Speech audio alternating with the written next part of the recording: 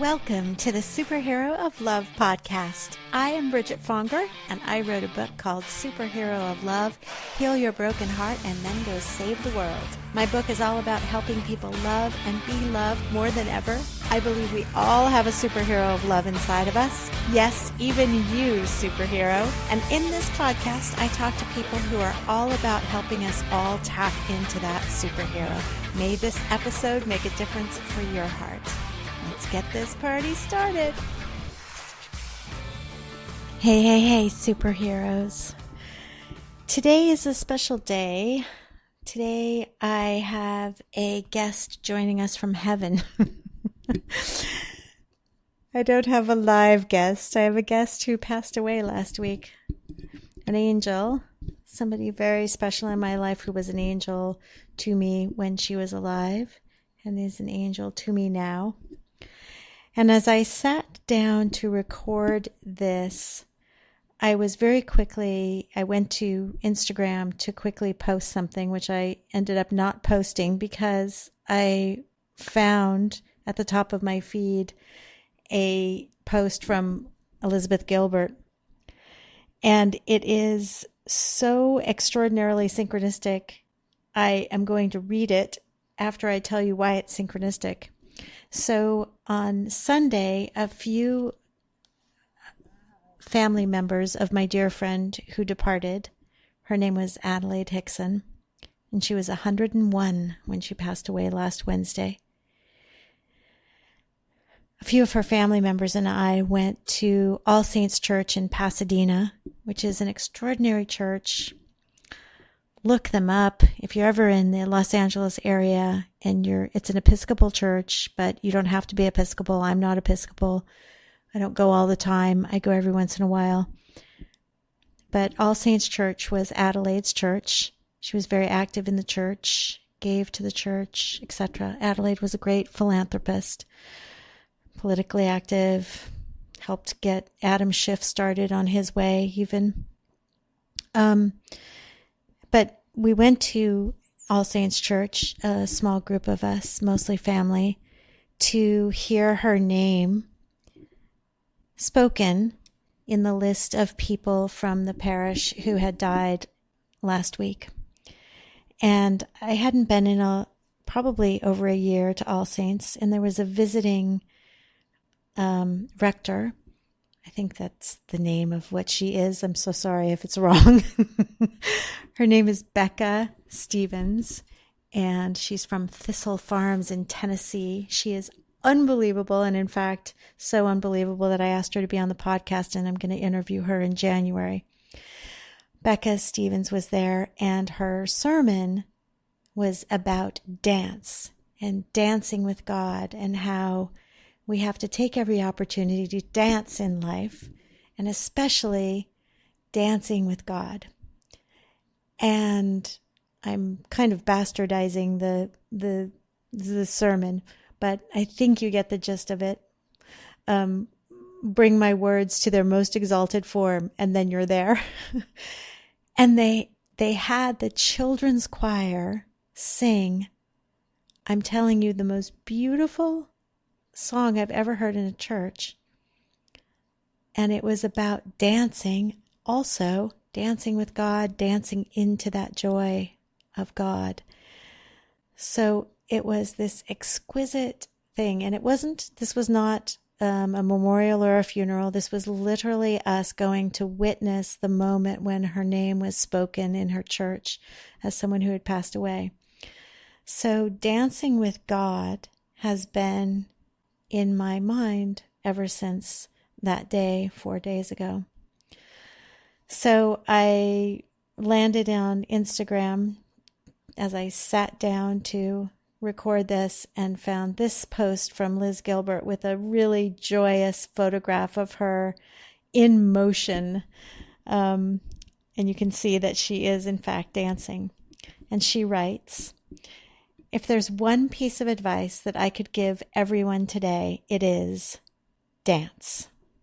Right now, stand up out of the chair that you are seated in, or the bed that you are brooding in, or the couch that has taken you captive. Put on some music and dance. Yes, even though even though you don't feel like it. Dance. Dancing is free. It is available at any moment. You sometimes don't even need music, but music is almost always available to us these days. There's probably music stored on the very device that you are staring into right now in loneliness and silence. Release that music and dance. You can dance from a seated position if mobility is not yours. If you can only lift one arm, dance that arm. You can dance and weep at the same time. In the first year that Rhea died, I danced every single morning. Dancing is the only reason that I did not sink into all-consuming despair. I am here to tell you that there is no day in your life in which you cannot dance. This is a picture that my friend took of me dancing on the day of Rhea's cremation.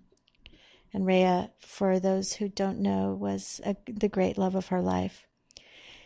Dancing is a way that you can talk to the dead and feel them and move with them. There is a weight of grief that often wants to settle in your bones, a weight that tells you a story of weakness and hopelessness and being frozen. Dancing tells the true story, that there is nothing in this universe that is not moving and changing at every moment. Move with it, even if you are in tears. Dancing is the opposite of collapsing. Dance. I love you. Isn't that the most beautiful post? And I know that Adelaide would want us all to be dancing. And it was so incredibly appropriate that the entire day at All Saints was about dance and dancing with God. And I just picture her dancing with God. And I know that she wouldn't want any of us to be sad. She had such a great life. And I cherish the last several years with her. When I had a very hilarious thing happen with her when she first was making a step toward leaving this world. It was actually several years ago, and she called me and she said, "A terrible thing has happened." And that was very unlike Adelaide. She would never start a conversation that way, and in fact, she rarely focused on anything negative. "A terrible thing has happened." And I said, "Oh my God, what? What?" And she said, "I've been put on oxygen. I'm never leaving my house again." And I said, "Well, I'm sure there's a way that we can have you leave the house." And "No, I'm not leaving the house again." She was very stubborn. And then I said, "All right, then I'll come visit you. That's fine. I'll bring the world to you." And she said, "No." And she said, "And no more gifts. No more visits, no more gifts." And then she hung up on me. It was very harsh. And then, so I had to come to terms with that. And how I came to terms with that is I would send her notes. And because she didn't forbid me from sending notes. So I sent her notes, love notes, very regularly, and she would send back notes. So there was no more talking to her on the phone. There was no more visiting her until about a year or a year and a half after that. It was conveyed to me that Adelaide was wondering why I was not visiting her. So I hopped to and made an appointment with her scheduling nurse to immediately schedule an appointment to go and see her. And had been seeing her regularly ever since then. And we had amazing visits together. And I recorded actually many of the visits because she would start saying something really hilarious. And I would say, "Wait, I have to record this because I want to remember it." And I've so very, very sadly lost all but one of those recordings. So I knew that I would want them, and I often had them. I often wanted to take these recordings of what she was saying so that I can convey to her granddaughter, who's one of my dearest friends, Beanie, convey to her these hilarious and wise things that she would say, and often say things about Beanie, and I wouldn't want to bastardize what she had said about her. So So it's very sad that I don't have those recordings, most of those recordings, but I do have incredible memories. And Adelaide was such an important part of my childhood. I knew her for, my goodness gracious, I knew her for 45 years because we met when I was 11 years old, and going to her Santa Barbara beach house with Beanie and Adelaide and Adelaide's husband, Alec, who was also a special, amazing man. Going there and other friends was a very special part of growing up. And over the last 15 years until last year, when the house was sold, we would go. A group of us from high school would reunite there once a year for our chick weekends, and we would have a glorious time, having more adventures, the adult version of the the middle school and high school versions. And we would be enveloped by memories of childhood and enveloped by Adelaide, really, and what she created in this beach house. Every design element, she was, we were kindred spirits because we both loved butterflies when I was a child, and I've always loved butterflies, but it started at an early age. And when we went to the Wicker Works and I walked in the door and saw the first butterfly, it was filled with butterflies, butterfly art, butterfly pillows, butterfly glasses, butterfly everything. I knew that I was with a kindred spirit, and indeed we remained kindred spirits. And she was, in my book, Superhero of Love, I talk about the Love League, the friends that you can go to help you walk through the difficult heart times when your heart is on fire, when your heart is heavy and you need someone to help you carry it. And I actually hesitated to see her right after the breakup that is what inspired this book.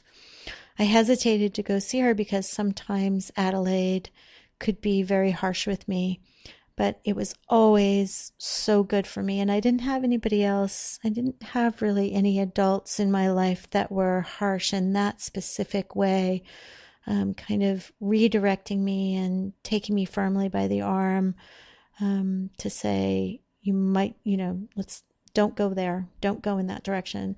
And I didn't always agree with her. So it's not that I followed every bit of advice that she gave me, but most often I did agree with her. So, but she could be fiery herself. So when I was in the middle of what I called the crazy fires, the crazy firestorms, when right after the breakup, she invited me to come to dinner and go to the theater with her. And I wasn't sure that was necessarily the best thing for my heart, but something said go. And I did. And I wrote about it in the book, and I'm actually going to read it right now. So this is the section on crazy firestorms, which is that time right after a heartbreak or a traumatic thing happening that causes your heart to, what I consider, when this happens to me, at least, I feel like my heart is on fire and I can't calm the flames. And so I call those the crazy firestorms. When I was in the middle of the crazy firestorms that followed my breakup with Mr. X, I couldn't imagine relief ever coming. Many of my girlfriends experience insomnia when they're in the throes of these firestorms. I don't. But while I could sleep through the night, I often woke up exhausted from working so hard in my dreams. My days felt like crazy mountain climbing expeditions in which I first trudged uphill against the sadness, then ran back down into the valleys aflame with anger, up and down, always running away from some uncomfortable emotion. One evening, I went out with my, at the time, 96-year-old friend Adelaide for a little respite. Adelaide is my dear friend Beanie's grandma, who has been a source of Love League wisdom since I was 11. She loves to give advice regarding relationships. She earned it. married over 60 years until the death of her husband. The first tidbit she gave me when I was in a long-term relationship in my 20s was always to have my own secrets. I still want to try that one out. It sounds juicy. Adelaide loved Mr. X, so she was upset about the breakup. I saw her right after it happened and told her that I couldn't imagine ever falling in love again. She responded, "Well, of course not. You've been singed." She was right. It was then that I realized that those little singes can reignite old firestorms from the past. In fact, a recent loss can ignite a full-blown inferno if you haven't healed the wounds of your past. One of Adelaide's greatest gifts to me was in being a grounding force in the face of my drama queen perspectives. The loss of Mr. X was a singe, not an inferno, and it was my job to manage what I had let grow into a crazy firestorm.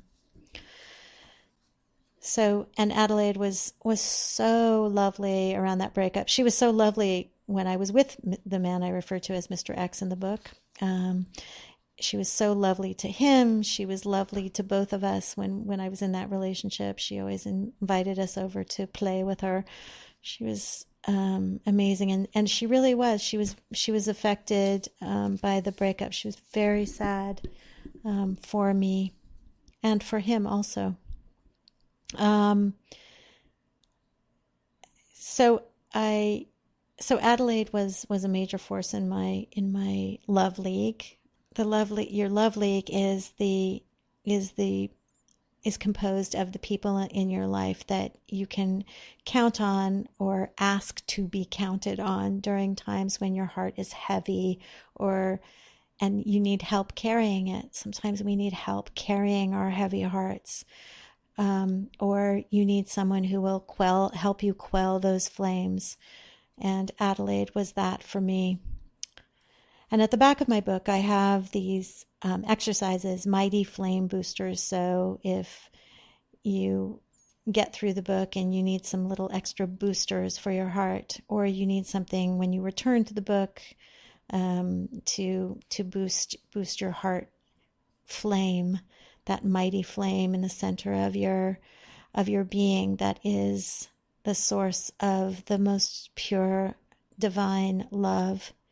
If you need help boosting that, you can turn to the back of the book, to these exercises. And one of them is an exercise called First Date, and in which I encourage people to, if after a relationship has ended, sometimes it's hard for us to walk out into the world not as a couple, as a single again.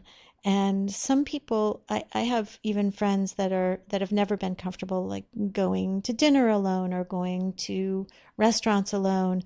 It's just not something that they're comfortable with. So I suggest people have a first date with themselves, the first date after the relationship ends, and have a glorious time and see how beautiful they are, and start growing one of the 5 superpowers that I mentioned in the book, which is super self-love, which is pretty self-explanatory.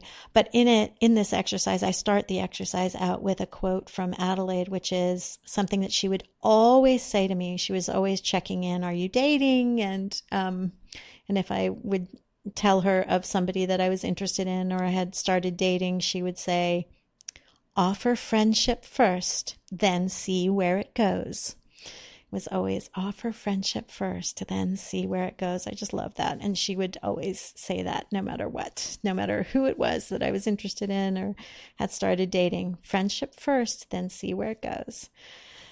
So it's a very poignant time for me. It's, when somebody dies when they're 101 and she was not suffering. She was just spending very, very peaceful times, largely peaceful times, just reviewing her life and receiving visitors from time to time. And I just feel so blessed that I was able to visit with her and share things with her. I remember one time that I went and she said, she was talking about how one of her nurses had been reading to her the day prior, And I said, "Oh my God, I would love to read to you. Do you want me to read to you?" And when I had first started visiting her, I asked her if that was something that she wanted to do, and she said no. And again, I think this might have been one of the very last visits that I had with her. She said, "No, no, no, that's not what I want from our visits." She would be very clear about what she wanted, which was so great, always up to the very end. And she made me laugh really hard up to the end. And she was, sharp as a tack in most moments up to the very end as well, which I hope that I am that sharp when I am near the end of my life. The bottom line with Adelaide Hickson is that she was one of the people in my life that helped me become a superhero of love, who helped me remove the things that would stop me from loving or being loved. She was a force to be reckoned with, and she would tell me what was stopping me from loving or being loved. So I bow to Adelaide Hickson today and thank her for all that she was to me. And I will do a special dance in her honor tonight. A special dance of celebration of her life. Thank you, Adelaide, for all that you are. If you like this podcast, please go rate, review it, subscribe to it. It helps brings more superheroes of love into the fold. So if you can do that for us, pass it on to friends, tell people about it. Go back in the history of the Superhero of Love podcast, because I've interviewed a bunch of really cool people since it started over a year and a half ago. So please, to help me share it with the world. And also, if you haven't got Superhero of Love, Heal Your Broken Heart and Then Go Save the World, please go do so. And buy it for your friends for Christmas. What a great gift. It's really, really inexpensive on Amazon right now. So it's basically a stocking stuffer. So a really heartwarming stocking stuffer can be had for a very, very low price. Literally, it's like $5 right now. It's unbelievable. So check it out wherever you buy your books. And thank you so much. Have a great day, superhero.